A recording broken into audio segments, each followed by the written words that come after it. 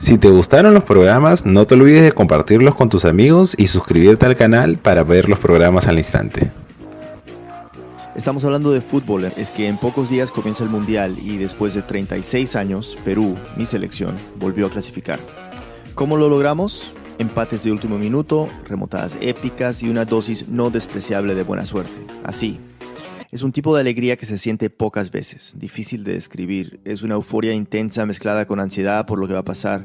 Y tal vez lo más bonito de todo es que es una alegría colectiva. La compartimos todos los peruanos, tal vez algunos más que otros, pero seguramente nadie es indiferente. Para algunos de nosotros, esta clasificación es un sueño de niñez que finalmente se cumple. Para otros, mayores que yo, es revivir una emoción que no sentían hace décadas. Y para otros, las cosas van más allá. Soy Fe Martínez, vivo en Nueva York hace 4 años. Soy comunicadora, periodista, todista al final del día. Fe también trabajó con nosotros en Radio Ambulante y ahí nos hicimos amigos. Y como yo, Fe es fan incondicional de la selección peruana, en las buenas y las malas. He ido a partidos cuando éramos realmente malos y nuestros amistosos pues era con la peor selección que podían encontrar, con la única que aceptaba jugar con nosotros. Igual iba, igual me emocionaba, igual gritaba. Y este amor viene por su mamá, Camu, como todos le dicen de cariño. Desde chiquita, mi mamá me prendía la tele y me sentaba con ella a ver los partidos, tanto de la selección como de la U, porque ella era súper fan de Universitario de Deportes. Que es como el segundo club más grande del Perú, ¿no? Depende a quién le preguntes.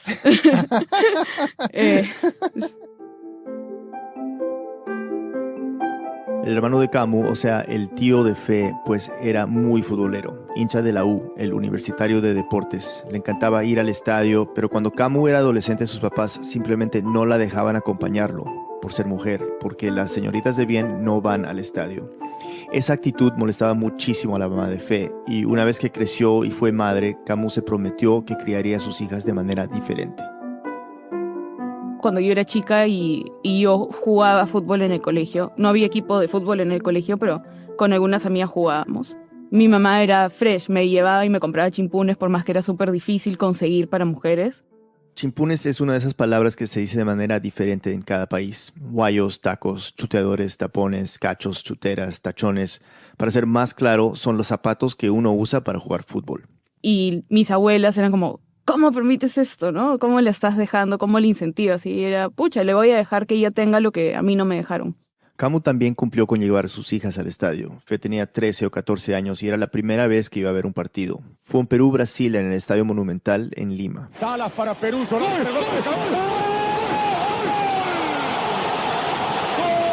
Empatamos.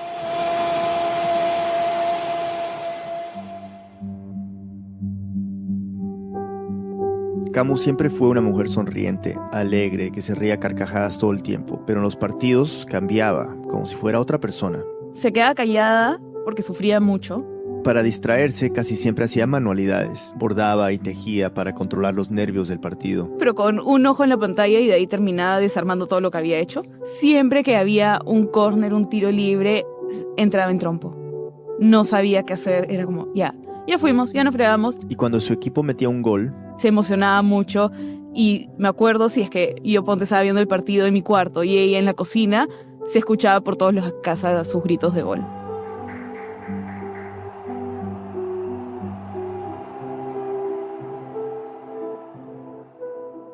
Perú clasificó al Mundial de Rusia el 15 de noviembre del 2017, en un partido de repechaje que se jugó en Lima, contra Nueva Zelanda. Perú ganó 2-0. El primer gol fue de Jefferson Farfán y el segundo de Cristian Ramos. Cuando Farfán anotó, todos sabíamos que ya casi estábamos en el Mundial. Fue un momento de adrenalina, llanto, abrazos, un momento de alegría que pocas veces se había sentido en el Perú. ¿Dónde viste el gol de ese último partido? El gol de Farfán. En mi casa. Acá en Nueva York. Sí, en el departamento. ¿Con amigos? No. Demasiado estresante.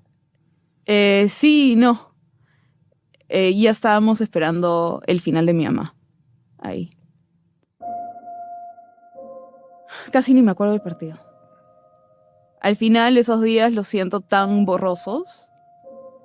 Pero sí, o sea, estoy feliz. Es un sueño alucinante ver a Perú en el Mundial. Pero no está, pues, ¿no? En enero del 2017, la mamá de Fe fue diagnosticada con un tipo de cáncer muy extraño, llamado cáncer neuroendocrino de células pequeñas. Se originó en sus pulmones y con el tiempo se fue extendiendo al resto de su cuerpo. Los pronósticos no eran buenos. En Lima, los médicos de Camu le aconsejaron que se tratara en el extranjero. Entonces, a finales de julio, los papás de Fe prácticamente se mudaron con ella y su hermana Carmen María a Nueva York. Iban y venían desde Lima, pasando semanas o hasta meses con ellas. Esa es una pregunta dura, perdona. ¿En qué momento de la enfermedad tu mamá te diste cuenta que... Desde el comienzo. No sé si fue la cara de la primera doctora que vimos.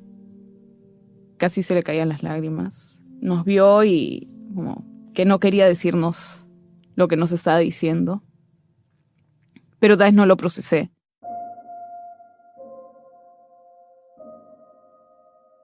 Antes del diagnóstico, Camu presentía que estaba enferma, seriamente enferma. Entonces, cuando recibió la noticia, no se sorprendió.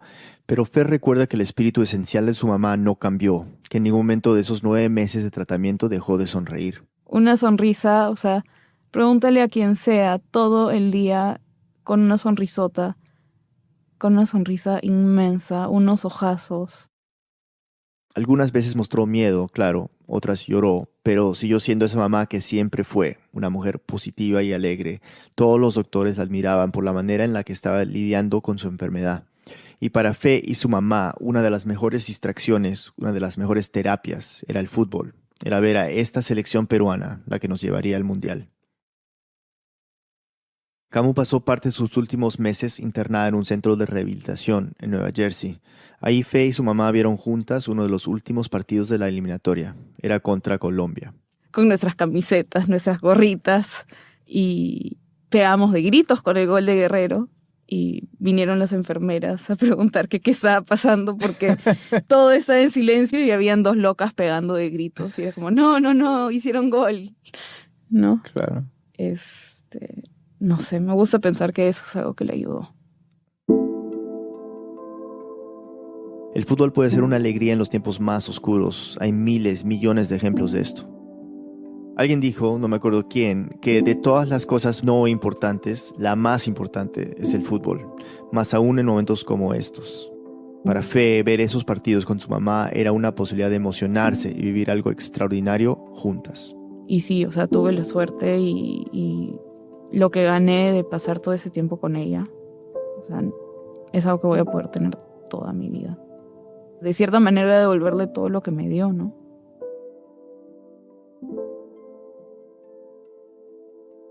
Camu estuvo lúcida la mayor parte de su enfermedad. El día del partido que le dio la clasificación al Perú estaba débil, pero... Me decía, voy a tratar de aguantar para ver el partido. Pero no, ya se quedó dormida. Y me dijeron, ándate a la casa a verlo. Y yo, no, tal vez se despierte, tal vez podamos verlo juntas. Su papá se quedó esa noche a dormir con Camu. Y le pedí, por favor, no le digas. Déjame a mí decirle. Ya, perfecto. Al día siguiente yo llegué con mi iPad, todo, con el gol y el partido listo para mostrárselo si es que estaba bien. Y llegué y sí estaba algo lúcida. Y le digo, mami, tengo que contarte algo. Y me dice, ¿qué pasa? Farfán hizo gol. ¿Cómo? Vamos al Mundial. Y se le abrieron los ojos y en verdad mi mamá tenía unos ojazos. Se le caían las lágrimas de emoción y me dijo, no puedo creerlo. Y me mira y me dice, yo sabía que mis cholitos iban a poder. Y le digo, ¿te enseño el gol? Y me dijo, ya, pero también quiero ver todo el partido. Y le mostré el gol. Y bueno, y al final como que tenía unos loops, ¿no? Y entonces a cada rato me decía, a ver, muéstrame el gol, muéstrame el gol. Que bueno, en verdad era un loop bonito, ¿no? Mostrarle el gol varias veces ese día. Y tratamos de ver el partido, pero no, al final no se pudo. O sea, vimos partes, pero se quedaba dormida o...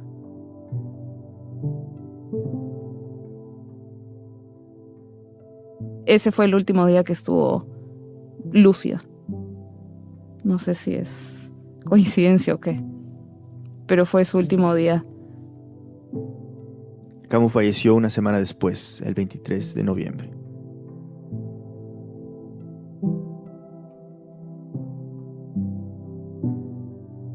Fe Fe vivirá este mundial con emociones encontradas. Tenemos la misma emoción y alegría de ver qué pasará con Perú, pero cada partido le recordará a su mamá. De alguna forma, el fútbol ahora es parte de su duelo.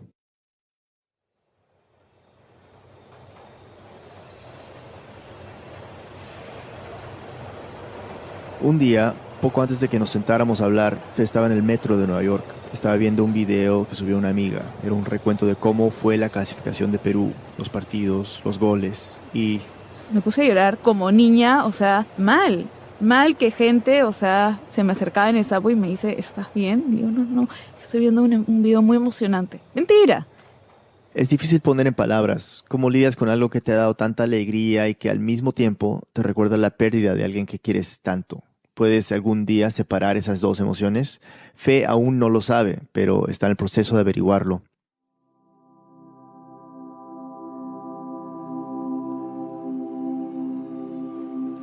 El último partido de la selección peruana que vio en el estadio fue un amistoso contra Islandia, que se jugó en Nueva Jersey en marzo del 2018. Aprovechó que era cerca y fue con una amiga.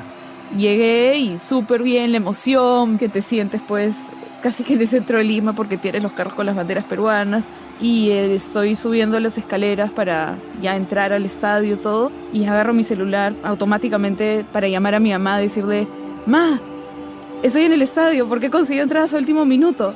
Y en el momento darme cuenta, puta madre, no la puedo llamar. Y 1, 2, 3, respira, no queda otra. Ella lo que más quiere es que disfrutes esto. Y creo que al final esa es la mejor forma de recordarlo.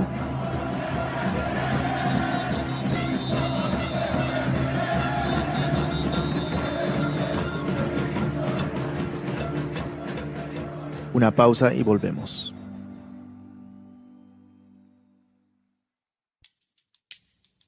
Este mensaje viene de Squarespace, patrocinador de NPR. Si estás listo para empezar tu nuevo negocio, obtén un dominio único y crea una bonita página web con el apoyo del galardonado servicio al cliente que está disponible las 24 horas del día, los 7 días de la semana. Ingresa a squarespace.com/radio y obtén una prueba gratuita.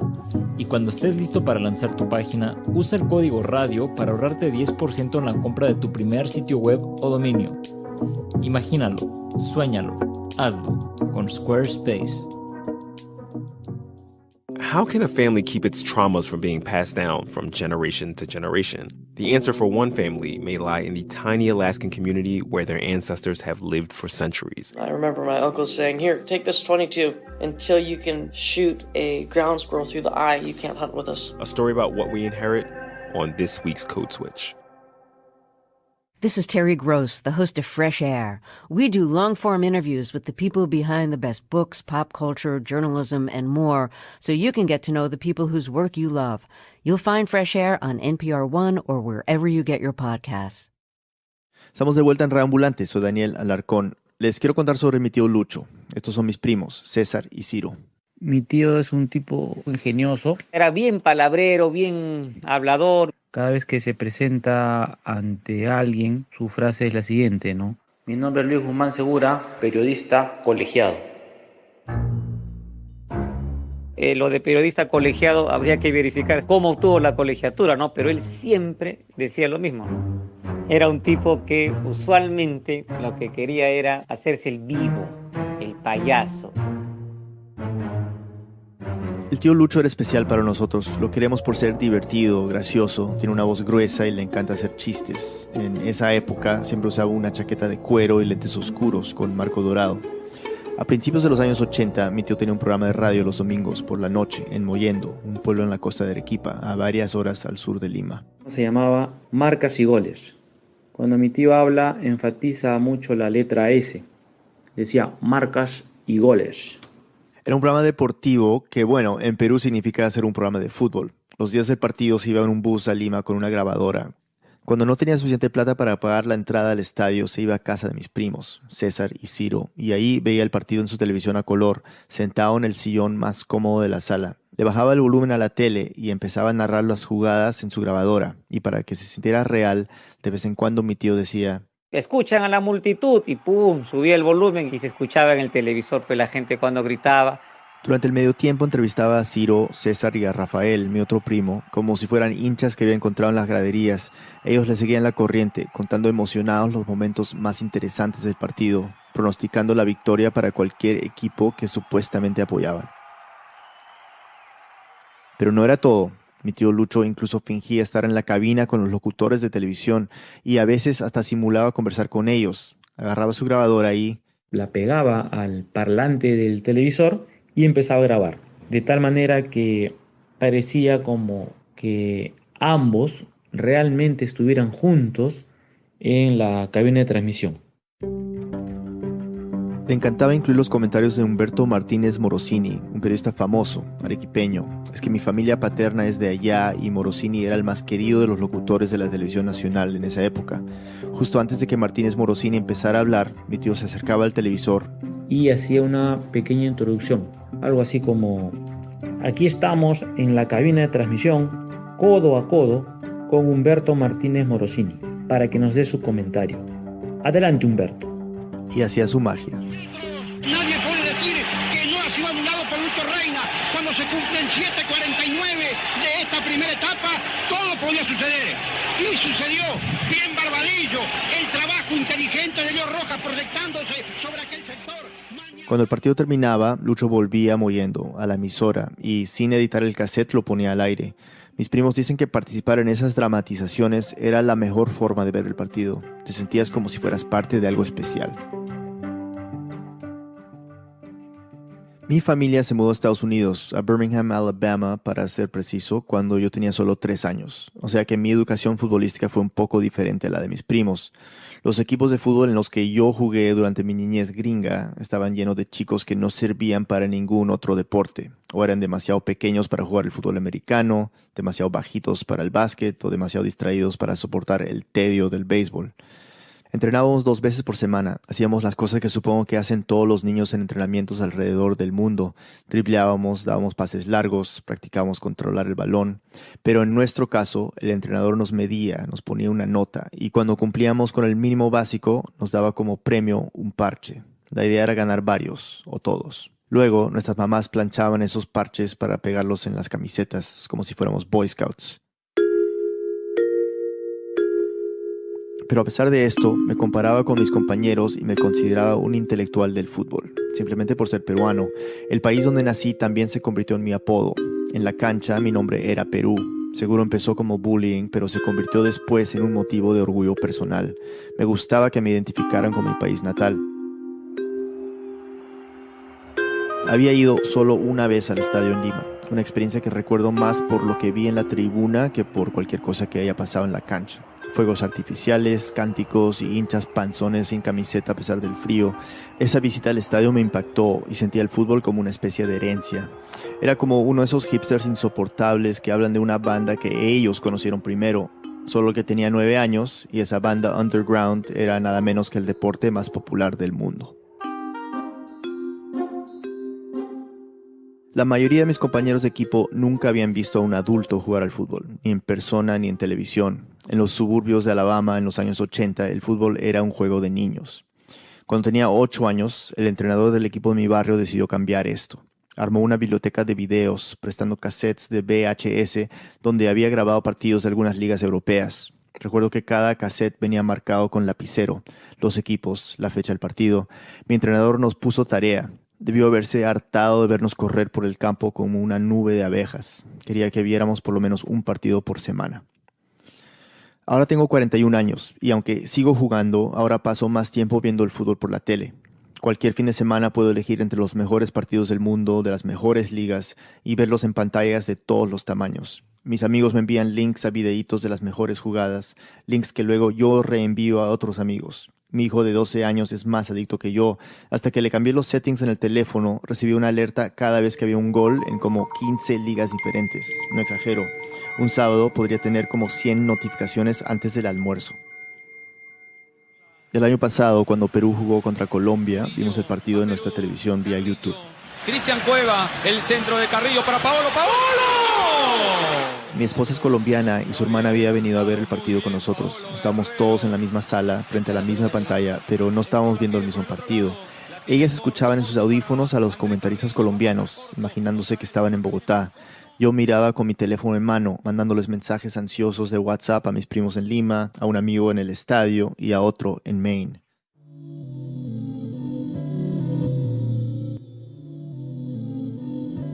Cuando no aguantaba más, tuiteaba mi nerviosismo y me respondían docenas de peruanos igual de angustiados. Cuando Perú iba perdiendo por un gol y estaba casi fuera del mundial, mi esposa, conmovida, me trajo un vaso de ron. Aparte de este gesto, casi ni nos hablamos durante el partido. Solo cuando había terminado, con un empate que servía a ambos equipos, volvimos a una especie de normalidad. Ver un partido con Twitter es como verlo en un bar repleto de gente. Verlo por WhatsApp es como transportarse a la sala de un amigo. Verlo con ambos es un tipo de meditación, una sensación de estar en muchos lugares al mismo tiempo.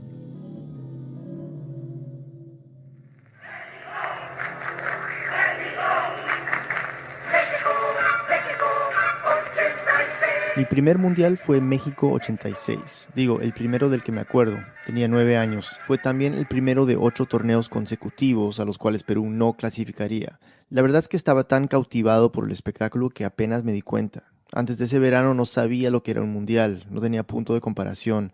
No se me pasó por la cabeza que deberíamos estar allí. Más tarde aprendí sobre nuestras tradiciones futbolísticas, sobre los elegantes equipos peruanos de los 70. JJ Muñante, Cubilla.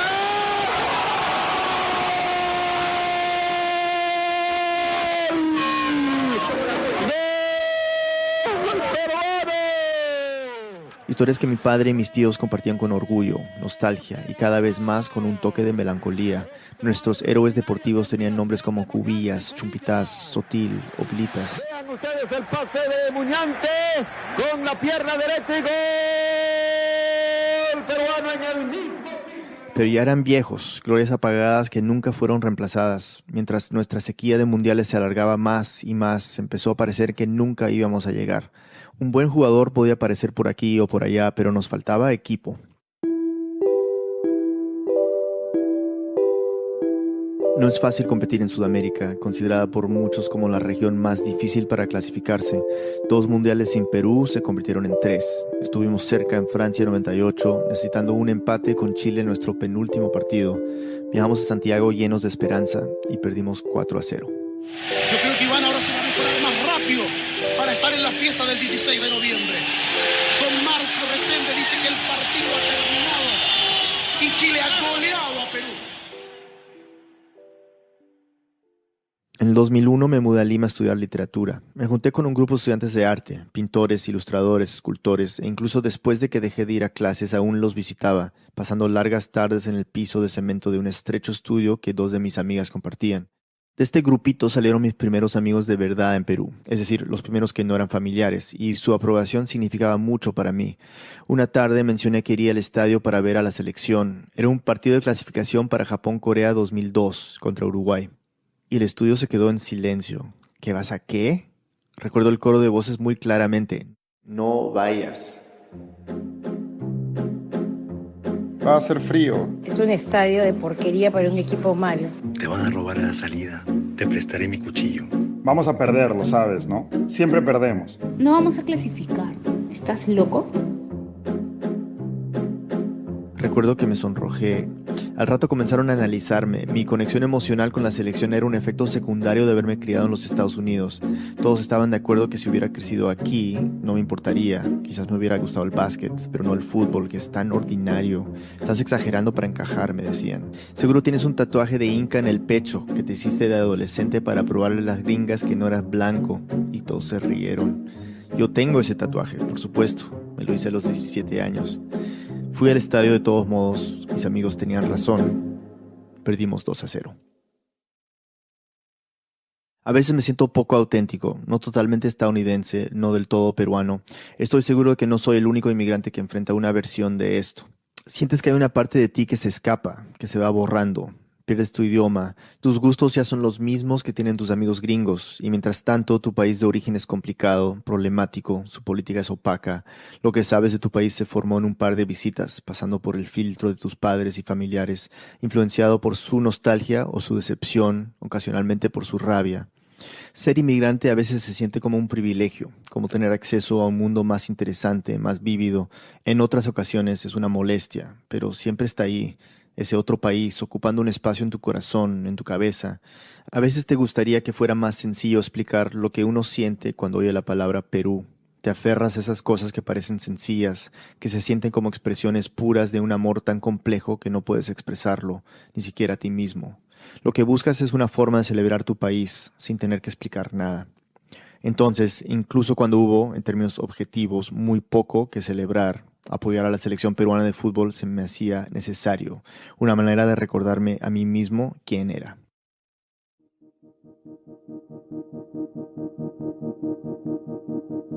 Ya hemos mencionado el partido decisivo para el Perú, que se jugó el 15 de noviembre del 2017 en el Estadio Nacional de Lima contra Nueva Zelanda. Volé a Lima para ver el partido en el estadio. Mi teléfono sonó minutos después de que mi avión aterrizó. Era mi amigo Julio, contándome que 3 chamanes, un chino, un brasileño y un peruano, habían consultado sus oráculos y predijeron que Perú ganaría esa tarde. Normalmente no le creo mucho a los chamanes, pero en este caso me sentí aliviado. Todos los periódicos tenían la misma portada, por supuesto. Toda noticia que no fuera de fútbol se ignoraba. En las calles parecía que todos llevaban la camiseta. Niños en el paradero del bus, bebés en sus cochecitos, abuelas comprando fruta en la calle, vendedores de helado, un oficinista con pantalones y un blazer azul sobre la tradicional camiseta blanca con su banda roja. Vi a varios perros paseando con saquitos de la selección.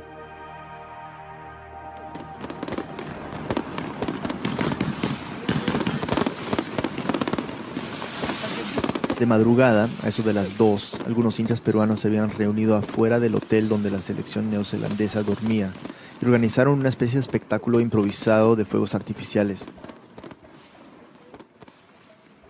Más tarde, a eso de las 11, me despertó de la siesta un ruido terrible. Eran 2 aviones de combate de la Fuerza Aérea sobrevolando Lima. Pasa por encima de nosotros con el Vamos Perú blanquirrojo. ¡Qué espectáculo esto! Así nomás no se ha visto, Pamela. Desde la ventana vi cómo cruzaban la ciudad, dando vueltas por el hotel donde los jugadores neozelandeses seguramente intentaban descansar. Más tarde, un portavoz del gobierno dijo que no había sido con la intención de intimidar a nuestros visitantes, que se trataba simplemente de las fuerzas aéreas ofreciendo un respaldo supersónico a la selección peruana. La parte inferior de las alas de los aviones había sido pintada de rojo y blanco. Esa noche, cuando los jugadores de Nueva Zelanda salieron del túnel para calentar, se veían un poco aturdidos, un poco abrumados. Muchos sacaron sus teléfonos, tomando selfies o haciendo videos de la escena. 40.000 peruanos a plena voz, todo el estadio de rojo y blanco. Con la excepción de unos pocos neozelandeses que jugaban profesionalmente en Europa, la mayoría no había visto nunca algo así.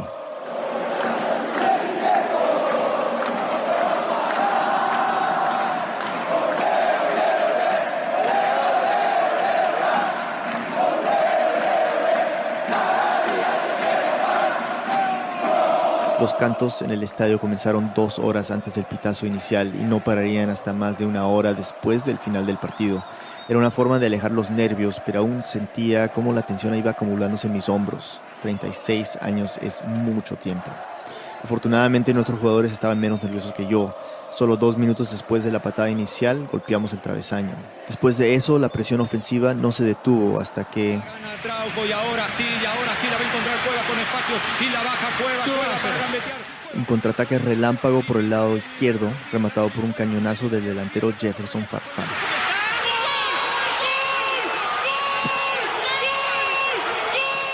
La pelota estiró la red y el estadio explotó. Farfán corrió hacia la línea lateral donde se desplomó, abrumado por la emoción, sollozando. Mucha gente lloraba.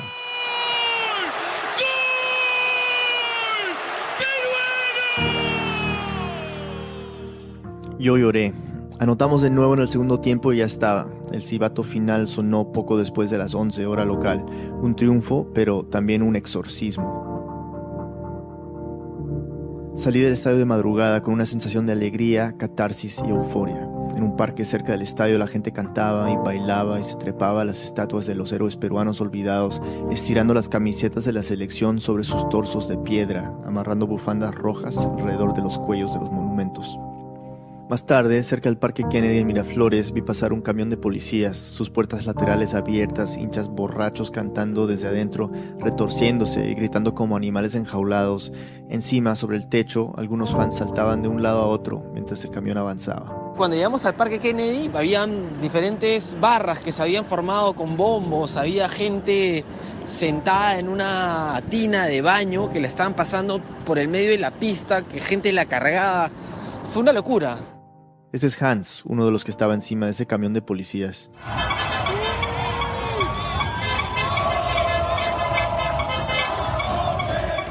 Al ver el camión de policías lleno de gente, Hans miró a su amigo Santiago y... Yo le digo, oye, ya fue, vamos arriba.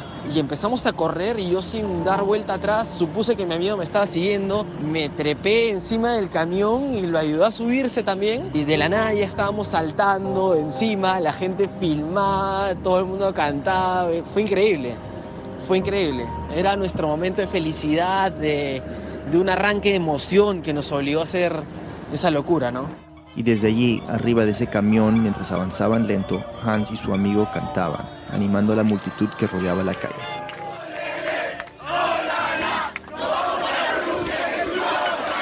Olele, olala, nos vamos para Rusia, ¿qué chucha va a pasar?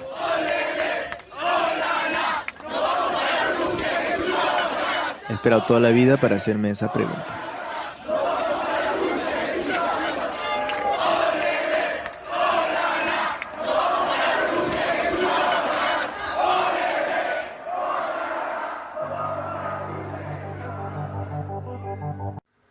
Si te gustaron los programas, no te olvides de compartirlos con tus amigos y suscribirte al canal para ver los programas al instante.